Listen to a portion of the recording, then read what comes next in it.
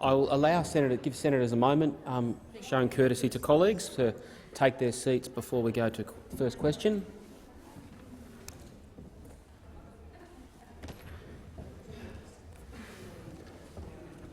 I'm just seeing if we have anyone coming online for a moment before I allow senators to take their seat.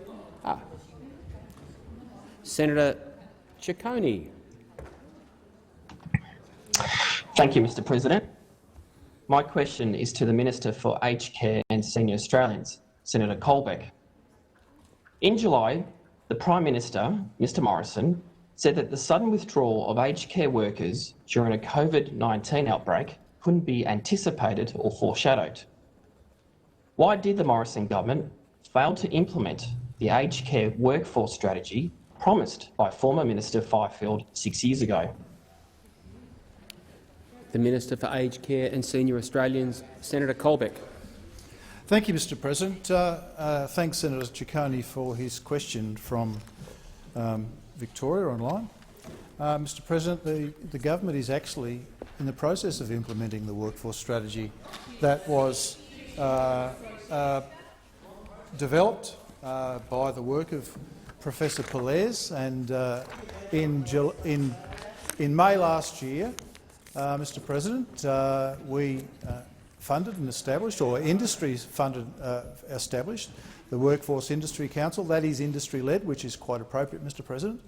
And we continue to implement other reforms out of the work of the Pallese report.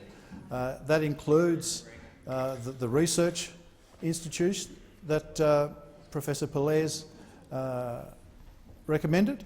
The Workforce Industry Council appointed their first CEO in June this year. So, Mr. President, we continue to apply the work that was recommended by Professor Pallese, and I've had a number of conversations with him recently about that process and how we, how we might speed up the process, because that's a concern that both he and I share, Mr. President. And so we continue to not only consult and work with the sector with respect to the implementation of the Pallese report, but I continue to consult with Professor Pallese. He put considerable work into that report, and we have had discussions only in recent times with respect to the process that we may be able to speed up the work that was recommended by him, given that industry, Mr. President, quite rightly leads the Workforce Industry Council, as they are the employers and trainers of their workforce. But there is some work that I think we can do together to increase the pace of that work. Senator Colbeck. Order. I'm going to ask senators to remain silent, because it can be occasionally difficult to hear people remotely. Senator Ciccone, a supplementary question. In 2018, the chair of the Aged Care Workforce Strategy Task Force, Professor Pallese, said about the government's handling of aged care, and I quote, "They have known about these issues. There's plenty of reports that they have told them, but they have ducked it. The government has made no progress. They've sat on the report. Why has this government, the Morrison government, ignored the warnings of its own task force?" Senator Colbeck. Well, Mr. President, I would not accept the premise of the question. I've clearly just explained, Mr. President, I've clearly just explained the fact that we haven't ignored the work of Professor Pallese's report. I've explained the fact that we have, following his report, with industry, established the Workforce Industry Council. That was established by the sector in May last year. They appointed their first CEO in June this year, and they continue to build their workforce plans. That is their role, that is their responsibility, and we have funded their work, Mr. President, which is what the report recommended. So, Mr. President, I reject the premise of the question that we have not acted on the report of Professor Pallese. We continue to do that. Order. Senator Ciccone, a final supplementary question. The Aged Care Royal Commission's interim report, handed down in October of last year, titled Neglect, revealed significant understaffing across the sector. Brendan from Victoria said his 94-year-old mother, who was removed from a room after testing positive for COVID-19, was found not to have been showered for 4 days due to staffing shortages. Why did the Morrison government ignore the Royal Commission's warning? Senator Colbeck. Mr President, the Royal Commission in its interim report last year made a number of suggestions to the government, which we immediately took up. It talked to us about an additional investment into it talked to us about an additional investment into home care places. It talked to us about getting young people out of residential aged care. It talked to us about a range of things that we have acted on, and we acted on immediately, Mr President. Mr President, during the circumstance, and I'm not sure which facility Senator Chacon's talking about, there were some circumstances which the government has said we wished hadn't occurred. We have acknowledged that in some circumstances some residents didn't get the care that they received in the events that occurred in Victoria, particularly in about 4 facilities that were quite critical at the time. So, Mr President, we have acknowledged and apologised Senator for those Colbeck, time for the circumstances. answer has expired. Senator Molan. Order. Senator Molan. Thank you, Mr President. My question is to the Minister for Defence, Senator Reynolds.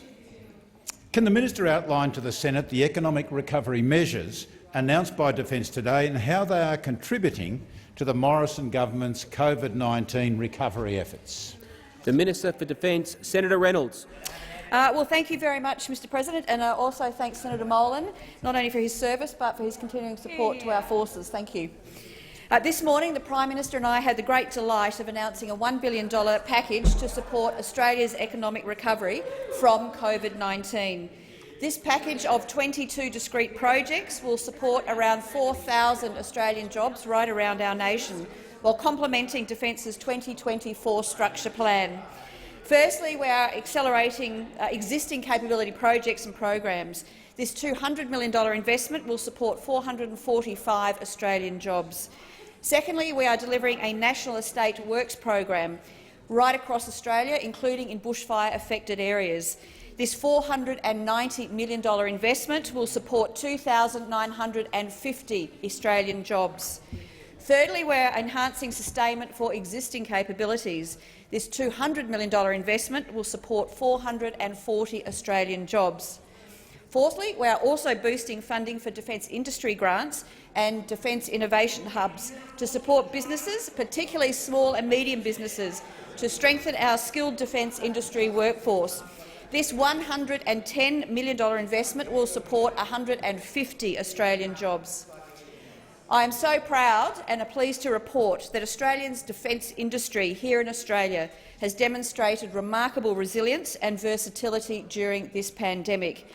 We have worked very hard to keep defence capabilities and our Australian economy moving. I commend the Defence Force and also the Defence Department for so quickly adapting to new business-as-usual ways during COVID-19. And I'm so proud of the work that we are doing together to ensure the business of defending our nation continues, both here and overseas. Senator Molan, a supplementary question. Thank you, Mr President. Can the minister outline the support provided to local businesses as part of these measures, including the capital region and surrounding areas? Senator Reynolds. Well, thank you very much, Mr President, and again I thank Senator Molan for his question. Today, the Prime Minister and I made the announcement at Datapod, a Canberra-based company that's been selected to deliver additional deployable data centres to support defence operations. Datapod is a 100% Australian-owned and operated company. This decision will provide job security for Datapod's highly skilled workforce and over 80 manufacturing subcontractors. Datapod is a great Australian success story. It has adapted its business from mining now to defence and to other industries both here and overseas. Datapod is providing opportunities for some of our most talented young STEM students and postgraduate workers who I had the great pleasure of meeting here today. We will also deliver infrastructure and capability projects, Senator Molan, through you, President, right across Australia, including in Jervis Bay, Eden, RAF Wagga and also at Kapuka. Order, Senator Reynolds. Senator Molan, a final supplementary question. Thank you, Mr President. Can the minister advise, please, how these measures are supporting the income of ADF reservists during the COVID-19 pandemic? Senator Reynolds. Yeah. Well, thank you very much, Mr President and Senator Molan. Can I just say again, I am incredibly proud of our reserve forces who have made such an important contribution to our nation's defence. They have served with great honour both on operations overseas and increasingly now on domestic support operations, such as Operation Bushfire Assist and now Operation COVID-19 Assist. Over 3,500 ADF members are supporting all states and territories, and that includes 800 of our Defence Force reserves. To support these Defence Force reserves, who are now doing it tough during COVID-19, we're increasing the annual reserve days by 210,000 this financial year alone, and we are providing support to recruit an additional 500 Defence reserves. The Morrison government is backing ADF reserves who have lost their primary form of civilian income, and today's measures will ensure we are best placed to meet the high-risk weather season. Time for the answer has expired. Senator Carr. Thank you, Mr President. My question, without notice, is to the Minister for Aged Care and Seniors Australians, Senator Colbeck. The Morrison government was warned of the risks to the aged care workforce in the event of a COVID-19 outbreak. Yet within 3 days of the first COVID-19 case being detected at the Dorothy Henderson Lodge on the 3rd of March, all permanent carers were forced into isolation. Why did the Morrison government ignore this warning? The Minister for Aged Care and Senior Australians, Senator Colbeck. Thank you, Mr President. Order. Well, Mr President, I reject the premise of the question from Senator Carr. Mr President, in fact, we acted very, very quickly to ensure that there was capacity to provide surge workforce to the aged care sector in Australia, Mr President. And in fact, I think the announcement of our funding was on about the 11th of March, was only a few days after the Dorothy Henderson Lodge outbreak started. So we acted very, very quickly and put over $100 million on the table to support the aged care sector with surge workforce. So, Mr President, I reject completely the assertion of the question from Senator Carr, because we acted extremely quickly to ensure that there was capacity available, and we have continued to build and grow that capacity as the scale of the outbreak has continued, particularly in Victoria, Mr President. So all through this process, we started engaging with the aged care sector back in January. We talked to them about their responsibilities with respect to having an infection control plan. We talked to them about the COVID-19 virus during February. Mr President, we continued to work with this sector and have been there consistently with them all through this pandemic, providing them resources, ensuring they had information, providing advice from the AHPPC, acting on the advice of the AHPPC, Mr President, in our response to the pandemic, and ensuring that they had information, resources available to them to be able to meet the requirements of an infection, if in fact it occurred within their facility, Mr President. And it is worth noting that, as we said yesterday, 97% of facilities in this country haven't had an outbreak, which I think is an incredibly good statistic for this country. Senator Carr, a supplementary question. Thank you, Mr President. Within a week of the first COVID-19 case being detected at the Newmarch House on the 11th of April, 87% of its staff were forced into isolation. Why did the Morrison government also ignore this warning? Senator Colbeck. Well, Mr President, not only did we not ignore it, and so I again reject the premise of Senator Carr's question, who just completely reject the premise of Senator Carr's question. We continued to build our workforce capacity through the pandemic. We continued to provide additional resources, and we continue to do that, Mr President. In fact, we are working with other sectors to train staff to build on workforce capacity. One of the reasons that we built the arrangement with the Victorian government to close elective surgery was to provide additional capacity in the workforce, but also beds within hospitals to relieve the stress on aged care facilities, Mr President. And in fact, the hospital agreement, which was part of the national COVID-19 health plan, which predates all of these circumstances, were put in place to ensure that we had the capacity to meet the needs of older Australians. Senator Carr, final supplementary question. Elizabeth from Victoria said hospital doctors found her mother also had a secondary chest infection and a UTI in addition to COVID-19. She had been left in soiled nappies for hours on many occasions and for the whole day. How many more of the 1,100 older Australians with COVID-19 in aged care that were dehydrated, soiled and showing signs of neglect as a result of the Morrison government's Senator Carr, ignoring these warnings? Question has expired. Senator Colbeck. Mr President, as I have said on a number of occasions, the Prime Minister has said on a number of occasions, in a number of facilities, the circumstances were not as we would have wanted. They were not as we would have wanted, and residents, because of the circumstances that occurred, did not get the care that we received. We've acknowledged that, Mr President, and we've apologised for it. Order on my left. But what we have done, Mr President, is we've continued to build capacity to ensure that the facilities are well staffed, that they are providing the appropriate level of care, and we will continue to do that, Mr President. Fortunately, what we're seeing now in Victoria is that with the reduction in community transmission, there is also a reduction in the infection rate within aged care facilities, which is relieving pressure.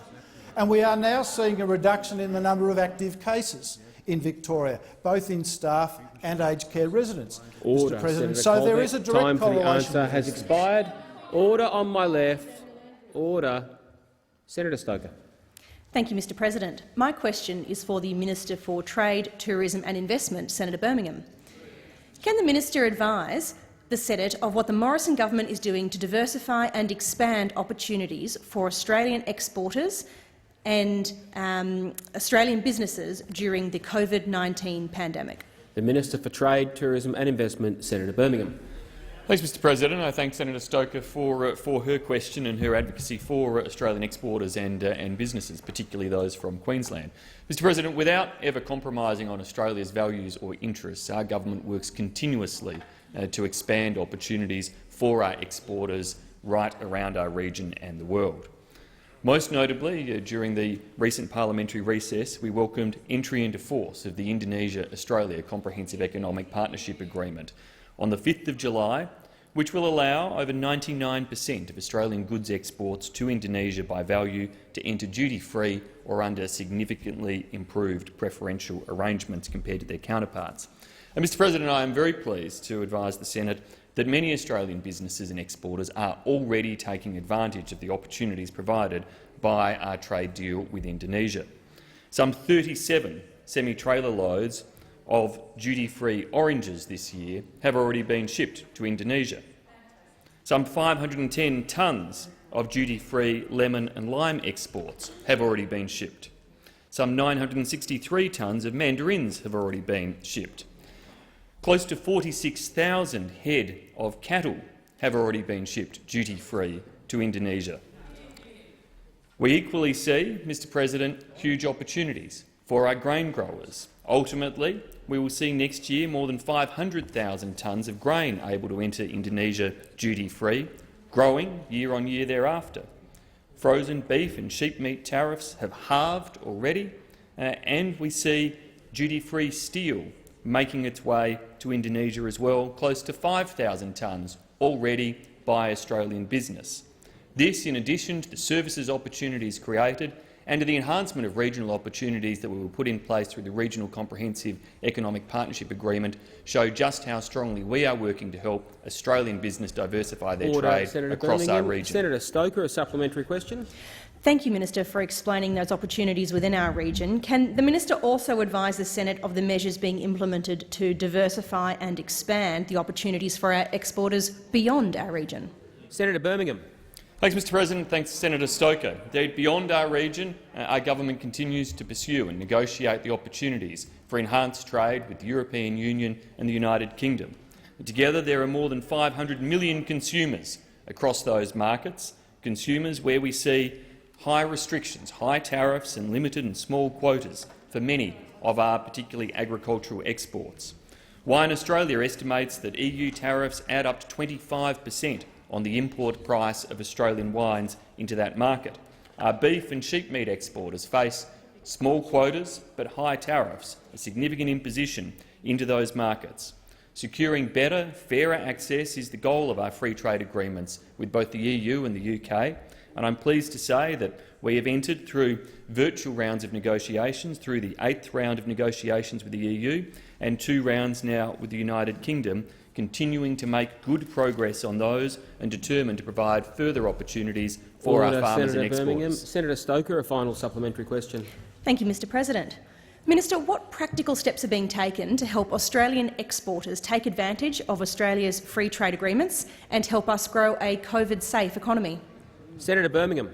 Well, Mr President, opening access and reducing barriers through trade agreements is one thing. We then need to provide advice and assistance to Australian businesses to be able to take advantage of those opportunities. And yesterday I was pleased to launch the Indonesia-Australia Business Connect program, a 3-month digital program of market webinars led by Austrade to provide business with an Indonesia market entry guide, particularly for our food and beverage exporters. A program of webinars unpacking market access arrangements, especially for horticulture, meat, livestock and grain producers, online education, training and skills events. And this is sitting alongside a 12-part free digital FTA seminar series that our government is providing. So far, almost 4,000 people have watched these free seminars, but importantly they are part of the very significant growth in the number of Australian businesses we see exporting. And we've managed to see growth of more than 18% of Australian businesses exporting in our term in office. Order, Senator and we want Birmingham. to continue to help more businesses to has do expired. so. Senator Griff. Mr President. My question is to the Minister for Aged Care and Senior Australians, Senator Colbeck. Since 20 March, the federal government has paid an additional $1 billion to the sector to manage the COVID-19 pandemic and continue to provide care for senior Australians in care. What transparency requirements did the government place on the aged care sector to ensure how the additional $1 billion was spent? And is the minister confident that all of the federal funds provided were spent as intended by the Morrison government? The Minister for Aged Care and Senior Australians, Senator Colbeck. Thank you, Mr President. And the $1 billion that we've made available to the aged care sector to manage the COVID-19 outbreak is not all just paid to the aged care sector. There are a range of programs that provide varying levels of different levels of support under different programs, whether that be to pay for surge workforce, for example, whether that be to support the Victorian Aged Care Response Centre, whether that be to support mental health, or whether that be an uplift to provide capacity for the sector to deal with additional costs that they're facing with COVID-19.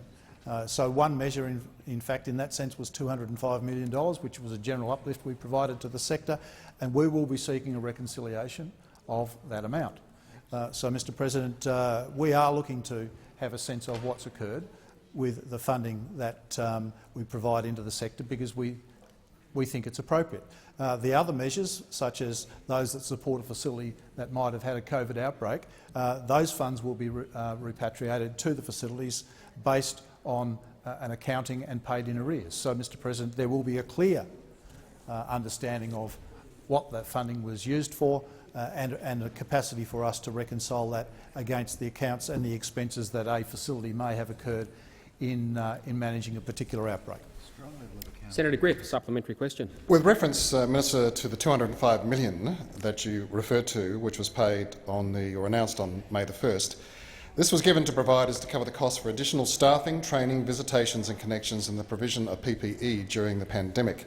$900 was paid per resident in major metro areas and $1,350 in other areas. Can the minister advise how many additional staff were employed, how many additional training was undertaken and how much additional PPE was purchased per aged care facility? Senator Colbeck. Thank you, Mr President. I thank the senator for his question. Mr President, we have not received those reconciliations at this point in time. That money was put out through our usual funding processes to ensure that the facilities had the capacity to meet those costs, Mr President, and we believed that it was important that we provided that. We understood that the costs were higher in regional Australia than they were in metro areas. That's why we made that important distinction. But we have not received those reconciliations at this point in time, Mr President, so I am not able to give the chamber any advice on that. Senator Griff, final supplementary question. Minister, will you take on notice the request on the previous question to actually provide that reconciliation? And do you concede that in order to restore trust with Australians, the government must implement financial transparency rules for the aged care sector to properly account for the billions in federal funds providers receive annually? Senator Colbeck. Thank you, Mr President. I actually agree with the senator that financial accountability is a very, very important element of where we go with the aged care sector post the Royal Commission and how we respond to the Royal Commission. In fact, that's one of the conversations that we've been having in our policy development work towards the response to the Royal Commission. I think it's a very important issue. And transparency and quality indicators as well, which is, I know, something else that you have an interest in, Mr President. So providing some visibility into the quality indicators that apply to the residential aged care sector and the home care sector, I might add, are important. And we also do have some reporting publicly in respect of home care on the My Aged Care website. So my view is that, yes, it's important. Order. Senator Wong on a point of order. Sorry, Senator Colbeck, please resume your seat. Senator Wong on a point of order. Point of order. I apologise to Senator Griff for taking a point of order of his question, but the minister was asked to take on notice and come back to the chamber the question he couldn't answer. He hasn't responded to that in this answer as a matter of direct relevance. I'd ask him to do the chamber the courtesy of responding to that request. Senator Cormann on the point of order. Minister Colbeck could not have been more directly relevant if he tried. He could not have been more directly relevant if he tried. Order on my left. You know, it's and I think order on my left. Senator in terms Wong. of courtesies to the chamber, it would indeed be courteous to Senator Griff if he was allowed to pursue his own questions. The minister can respond to an answer any way he sees fit, as long as he is directly relevant. I believe he was being directly relevant to the answer. Order on my left. Senator Cormann. Interjections are always disorderly. They are. Order on my left. Order on my left. Senator Wong. Senator Colbeck to continue. Thank you, Mr President. And I will note that the Royal Commission is looking at those financial disclosure issues, and so we will consider that. And, Mr President, I will take on notice. Time for the answer has concluded. There is therefore no option to have a point of order. But once the answer concludes, that was at 1 second. Once the answer has concluded, there is no point of order on the relevance of the question, unless Senator Griff wanted to raise another point of order. I will then move to Senator Antic. Thank you, Mr President. My question is to the Minister for Employment, Skills, Small and Family Business, Senator Cash. Minister, how is the Morrison government supporting our skills system through the COVID-19 pandemic and putting in place the reforms for a better skills system on the other side? The Minister for Employment, Skills, Small and Family Business, Senator Cash. Well, thank you very much, Mr President, and I thank Senator Antic for the question. And I will take that interjection from Senator Ayres. Senator Ayres, it is a fact that the federal government does not fund TAFE. So every time someone on the Labor side opens their mouth and says the federal government has cut TAFE, you are actually wrong. You may want to speak to your own state government because they are responsible. Order but, on my Mr left. President, this week is actually the 10th National Skills Week, and it is a week in which we celebrate vocational education and training within Australia. And certainly as Australia recovers from the economic effects of COVID-19, a skilled workforce has never been more important. And that is why the Morrison government has made such a large investment in making our skills system more responsive to the labour market demands of this country and more attractive to potential students from all walks of life. Mr President, as part of our economic response to COVID-19, we have committed $2.8 billion across 2019-20 and 2021 to support small and medium businesses across Australia to retain their apprentices, and that is, of course, through our Supporting Apprentices and Trainees measure. Mr President, this subsidy will support around 90,000 businesses across Australia, employing around 180,000 apprentices. It will ensure that they are allowed to continue on their jobs despite COVID-19. And in fact, since we launched this subsidy on the 2nd of April, as at the 13th of August, this measure has already supported 87,570 apprentices across 50,260 employers, and it has resulted in $462 million in payments that have been paid out to employers so that they can keep on their apprentices and trainees. Senator Antic, a supplementary question. Thank you, Mr President. Minister, how will the government's Job Trainer Fund support Australians to get skills in the area of demand and drive further reform of Australia's vocational education and training system? Senator Cash. Well, Mr President, I've referred to the $2.8 billion that the government has committed to support apprentices and trainees as a result of the impact of COVID-19. But we have also now partnered with states and territories around Australia to establish a $1 billion Job Trainer Fund. Mr President, the Commonwealth has committed $500 million towards this fund, and I'm very pleased to say that all states and territories have signed up and have agreed to commit the matched funding.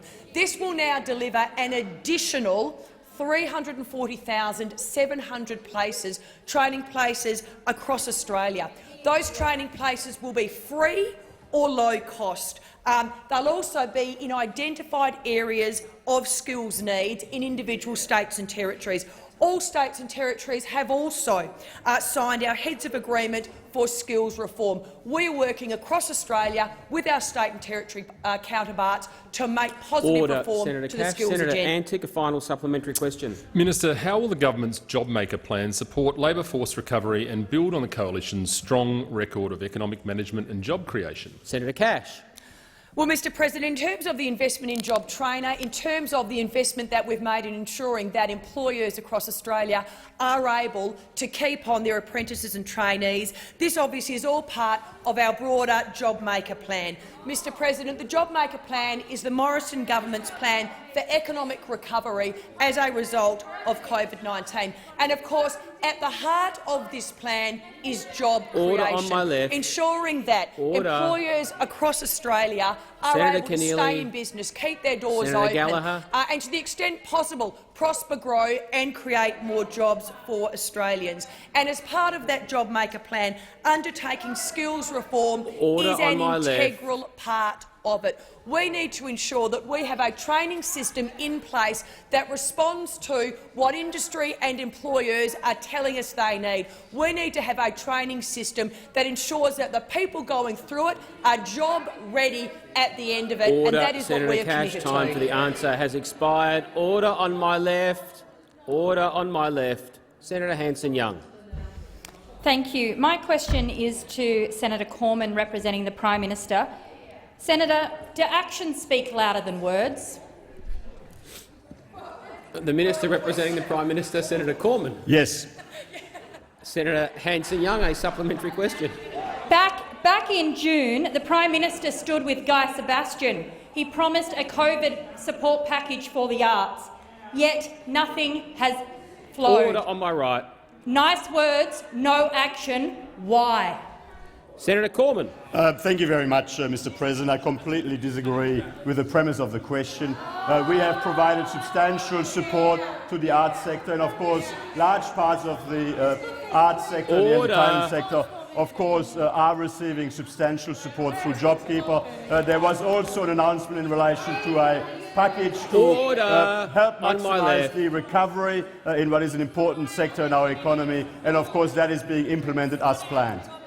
Senator Hanson-Young, a final supplementary question. 2 weeks ago, the Secretary of the Prime Minister's department told the Senate committee that the money promised by the Prime Minister would not flow until restrictions were lifted. No money's been spent. Nice words, no action. What are you doing? Senator Cormann. Thank you very much, Mr. President. I again reject the premise of the question, and I refer you to my answer to your first supplementary question. Order. Order. Senator Patrick.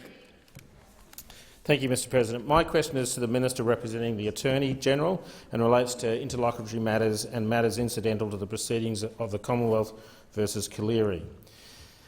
During the proceedings, Mr Colliery has subpoenaed documents from the oil and gas producer Woodside. In response, the Attorney-General sought first access to Woodside's return to subpoena on the basis their documents could contain matters related to national security. How is it possible that an energy company such as Woodside could be in possession of documents that could contain matters related to national security? Or is this simply the Attorney further abusing the NSI Act? The Minister representing the Attorney-General, Senator Payne. Thank you very much, Mr President. I thank Senator Patrick for some advice of his question. Mr President, while I obviously cannot and will not disclose national security information, what I can say in response to Senator Patrick's question is that the NSI Act provides a framework for how national security information is disclosed and protected in legal proceedings. It seeks to balance the need to protect national security information with the principle of open justice. Importantly, what protections are put in place are ultimately a matter for the court. With respect to the senator's specific question, I can advise that the Commonwealth made an application to the court seeking early access to any documents produced by Woodside Petroleum in response to the subpoena dated the 2nd of March 2020. The subpoena called for Woodside to produce documents relating to its dealing with the Commonwealth in relation to negotiations between Australia and Timor-Leste in respect of revenue sharing arrangements under the CMATS Treaty. Given the nature of the information sought by the subpoena, documents produced by Woodside might have included national security information, the definition of which can include international relations, which in turn includes economic relations with foreign governments. It was appropriate for the Attorney-General to have an opportunity to consider whether to issue a certificate under the Act or whether any other form of application or claim ought to be made in relation to any documents produced by Woodside. Mr President, this was a precautionary approach. It's not uncommon where documents might reveal into action with the Commonwealth. The application was allowed by the court. Ultimately, Mr President, I would note to the Chamber and to Senator Patrick that the Commonwealth did not seek any protection orders and the documents were provided to the parties. Senator Patrick, a supplementary question. Thank you for that answer, Minister. Was the Attorney-General's interest in the Woodside documents centred on a concern that they would reveal knowledge of a fraud on Timor-Leste in relation to the giveaway of Timor's helium assets to Woodside and ConocoPhillips? Senator Thank you, Mr President. I absolutely don't accept the premise of Senator Patrick's question, and I refer the senator to my first answer. Senator Patrick, a final supplementary question. Thank you, Mr President. Is the Attorney aware of claims that Timor's helium, a highly valuable commodity, was wrongly characterised as waste in the production sharing contracts and therefore lost to Timor-Leste, but a nice profit for Woodside? Is that the dirty secret that is being concealed? Senator Payne. Again, Mr President, I absolutely do not accept the premise of the question from Senator Patrick, and I refer him to my first answer. Senator O'Neill. That's pretty true. Thank you very much, Chair. My question, without notice, is to the Minister for Aged Care and Senior Australians, Senator Colbeck. Victorian Liberal MP Russell Broadbent said the government ignored his pleas about the vulnerability of the aged care sector, describing it as, and I quote, "disaster waiting to happen." Why did you ignore Mr Broadbent's warning? The Minister for Aged Care and Senior Australians, Senator Colbeck. Thank you, Mr President. Thanks, Senator, for her question. Mr President, Mr Broadbent has a perspective on how he believes the aged care sector should be structured. And I respect his perspective. He talks about the changes that were made in the late 90s and the opportunity for different forms of providers to come into the aged care sector. Mr President, I respect Mr Broadbent's perspective on that, but Governments since that period of time, since the late 90s, have continued on a path that we see now where we have a range of provider types. We have government providers through states, we have providers that are community-based, we have for-profit providers and we have not-for-profit providers. Mr President, that is the current structure of the aged care sector in this country. I will point out the fact that, Mr President, that we wanted a forensic inspection of the entire aged care sector, which is why the Prime Minister called a Royal Commission, which is currently underway. We look forward to the recommendations of the Royal Commission with respect to its structure of the sector. Point of order, Senator O'Neill. The question was very specific. It was about Mr Broadbent's claim that it was a disaster waiting to happen. That was a very significant warning. Why did you ignore Mr Broadbent's warning? I think, with respect to the minister, he doesn't have to address a quotation when there's a question like why at the end of it. I think he has done that and he's continuing to be directly relevant. Senator Colbeck. Thank you, Mr President. As I said, we acknowledge that there were issues with the aged care sector in this country, which is why the Prime Minister called the Royal Commission. And issues such as the structure of the sector will be things that the Royal Commission can report on.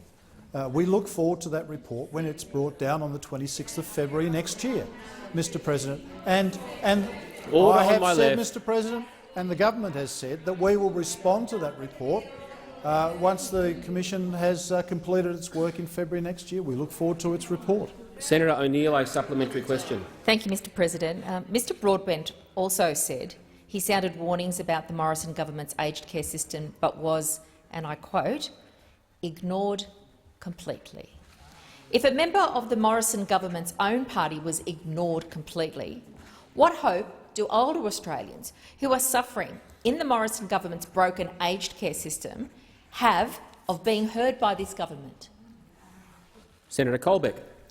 Thank you, Mr President. As I said, I respect the views of my friend and colleague Mr Broadbent, but given the fact that we've actually called a Royal Commission to look at the concerns and the issues within the aged care sector, and the opportunity exists for any of Mr Broadbent's concerns to be addressed as a part of that process, which I note have been contributed to by other of my colleagues. Senator Fierravanti-Wells has made a submission to the Royal Commission appropriately, Mr President, because she had some concerns that she wanted to raise with the Royal Commission and have them addressed. That opportunity has existed for any Australian to make those sorts of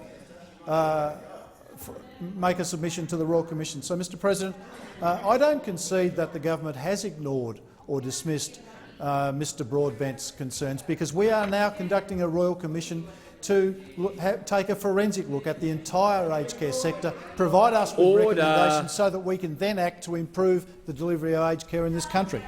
Senator O'Neill, a final supplementary question. Thank you, Mr President. Mr Broadbent was so disgusted that his warnings about the Morrison government's aged care system continued to be ignored that he resigned from 2 parliamentary positions in protest. How many of the 335 older Australians who have died might be alive if the Morrison government had not ignored Mr Broadbent's warnings? Senator Colbeck. Thank you, Mr President. I think it's really unfortunate that the opposition seeks to make the correlation that it does with respect to the circumstance of COVID-19 and other discussions that are being undertaken. I think it's very, very unfortunate that they seek to make those sorts of correlations. Mr President, I take very seriously the views that Mr Broadbent has made, and as I've just said in the first 2 answers to questions from Senator, I believe the government is taking those things into account by conducting a Royal Commission, Mr President. We are conducting a Royal Commission. Mr President, every single one of the deaths that have occurred in this country as a result of COVID-19 are an absolute tragedy, but I don't seek to make the correlations that the Labor Party quite unfortunately tried to do for political purposes. Order. Order on my left. Order. Senator Scarr. Mr President, my question is to the Minister for Foreign Affairs, Senator Payne. Can the minister update the Senate on what steps the government is taking in relation to COVID-19 vaccine access in the Pacific and Southeast Asia? The Minister for Foreign Affairs, Senator Payne. Thank you very much, Mr President, and I thank Senator Scarr for his question and for his interest. The coalition government is determined to ensure that our closest neighbours have access to safe, effective and affordable COVID-19 vaccines. Today we announced that Australia will contribute $80 million to the Gavi COVAX Facility Advanced Market Commitment, or the AMC. The COVAX facility pools the purchasing power and risk for participating countries. It's going to help fast-track manufacturing and prepare the largest, most diverse portfolio of potential COVID-19 vaccines under development. Importantly, when vaccines have completed full clinical trials and been assessed as safe and effective by the World Health Organization, they will be made available to eligible countries in our region. And Australia is very proud to work with key partners in support of the AMC's aim of mobilising 1 billion vaccine doses for developing countries in the acute phase of the pandemic. In making this investment, Australia joins contributors including the United Kingdom, Canada, Italy and Norway. We know that international investment in vaccine manufacturing and procurement is stronger when nations work together. I was very pleased during my recent visit to Washington to discuss Australia's commitment to supporting our region with the Gavi Chair, Dr Ngozi Okonjo-Iweala. This investment builds on our efforts to secure safe and effective COVID-19 vaccines for Australians. We know that our own security and prosperity are closely linked to that of our closest neighbours. When it comes to this pandemic, we are and we will continue to stand together. Senator Scarr, a supplementary question. Minister, how will support for COVID-19 vaccine access in the Pacific and Southeast Asia support recovery in our region? Senator Payne.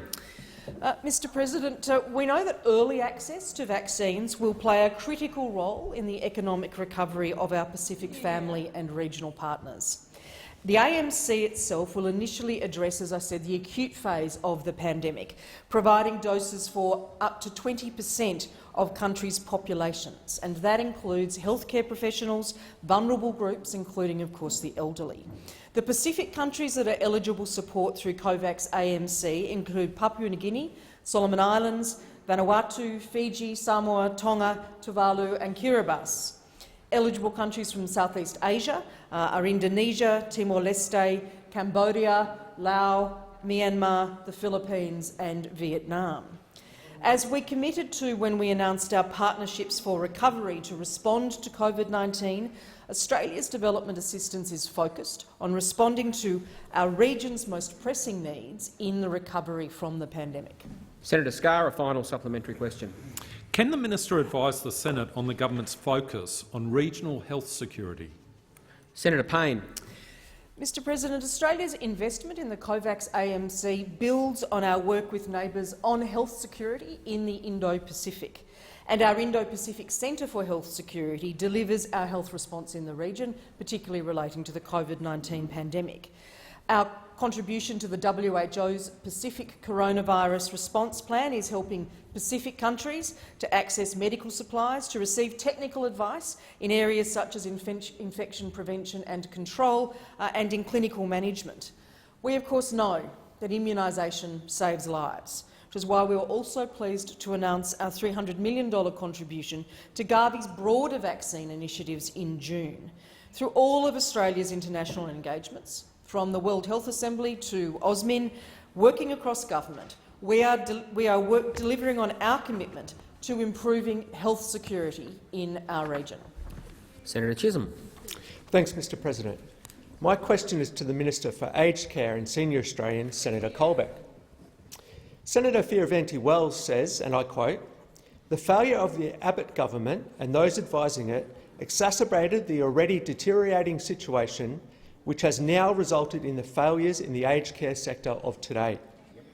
Why was the former Shadow Minister for Ageing and a senior New South Wales Liberal, Senator Fierravanti-Wells, ignored by the Morrison government? The Minister for Aged Care and Senior Australians, Senator Colbeck. Thank you, Mr President.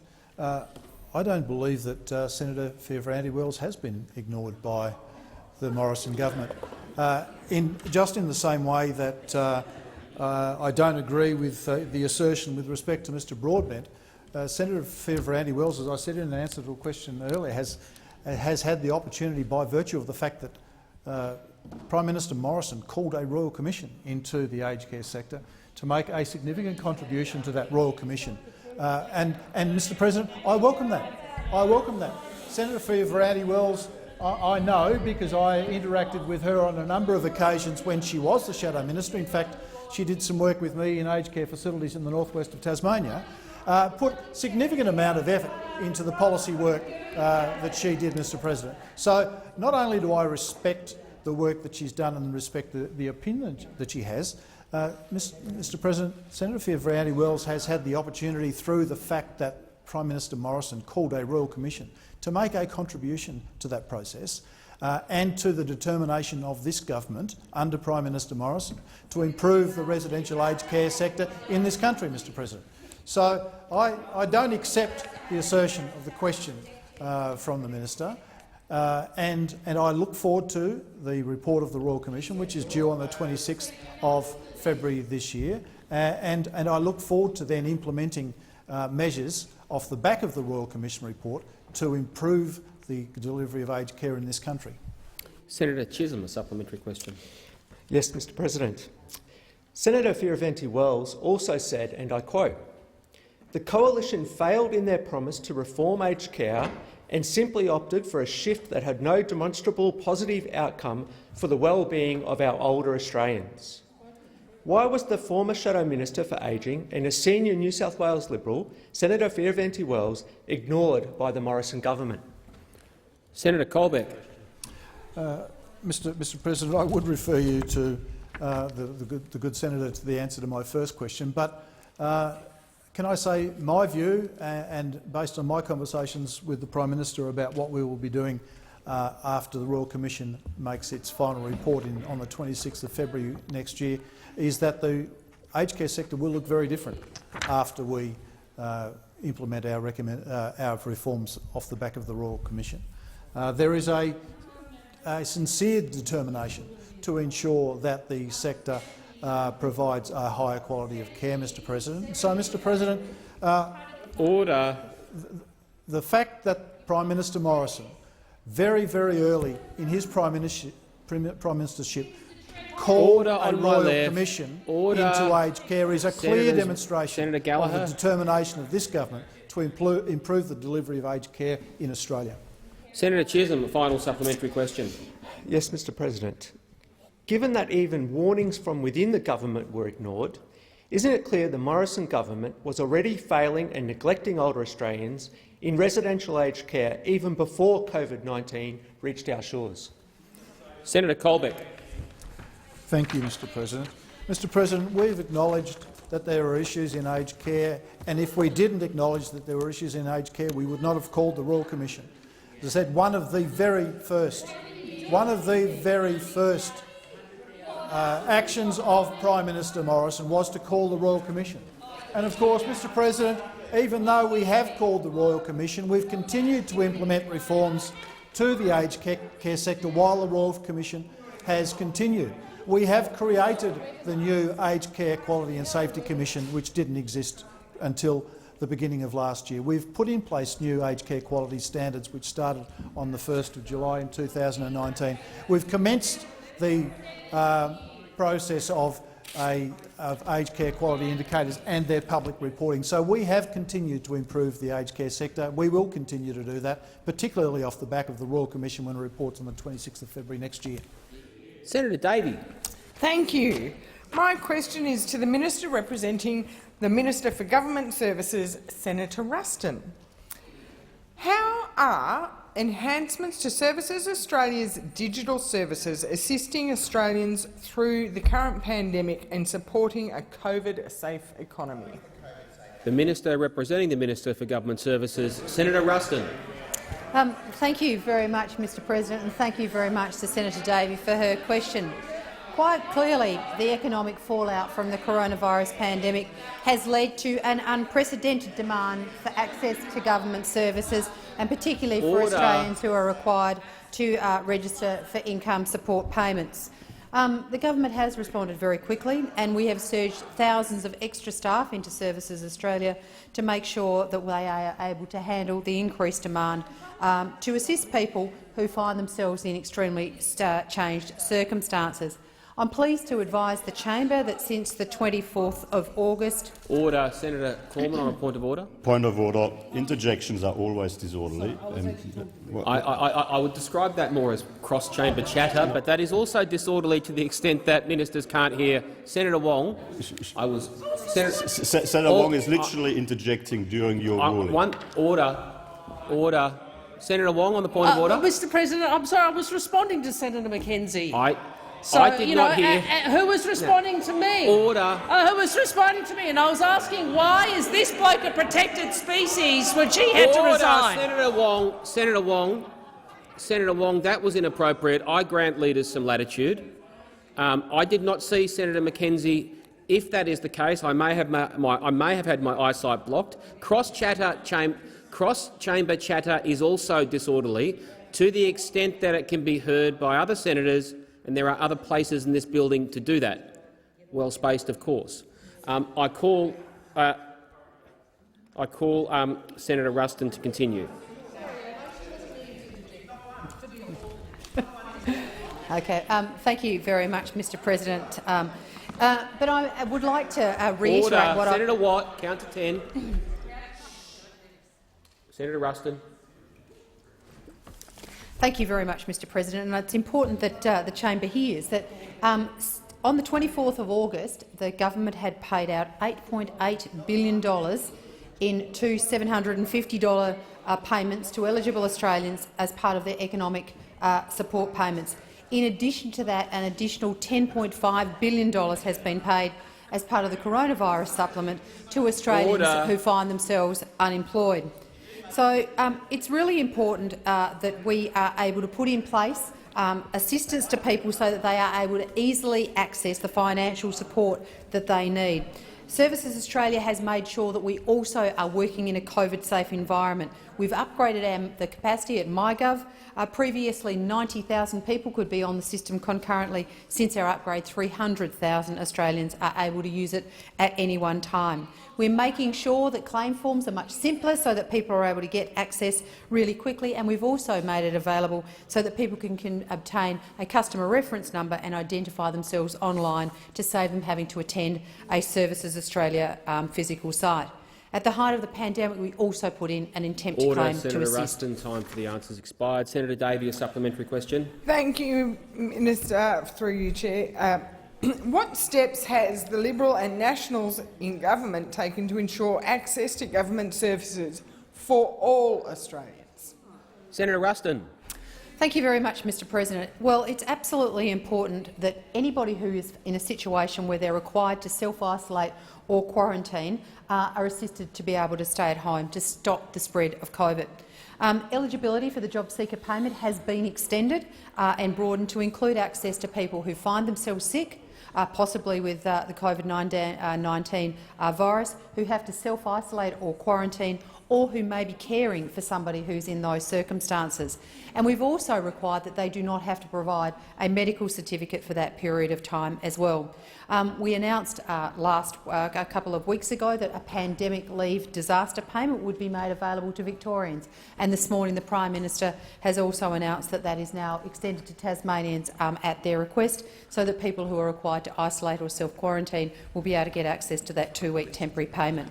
More than $9 million has been paid out in Victoria to people, and we're also pleased to announce that people calling up for the Senator first time— Ruston, time for the answer has expired. Senator Davey, a final supplementary question. Yes, thank you. How is the government supporting in particular the residents of our rural and regional border communities to access the services they need during the COVID-19 pandemic? Senator Ruston. Thank you very much, Mr. President, and thank you very much, Senator Davey. Well, Services Australia have focused also in boosting services in rural and regional Australia. And in fact, today I can announce that there is now a mobile service unit that is providing assistance on the ground in Wodonga on the other side of the river from Albury for people in that area who may require face-to-face services. And can I acknowledge the very strong advocacy of Senator McKenzie on behalf of her own community that has allowed us to have the information to understand that the demand exists within that community for this mobile service centre. So we are now able to provide face-to-face services for people in that community, and people can start attending the service centre as of 8:30 this morning to 4:30 this afternoon, and ongoing at the Junction Square in Wodonga. This will ensure that Victorian communities have access in their own location, but this is in addition to telephone and internet services Order, that are Senator also Ruston. available. Time for the answer has expired. Senator Cormann. Thank you, Mr. President. I ask that further questions be placed on the notice paper.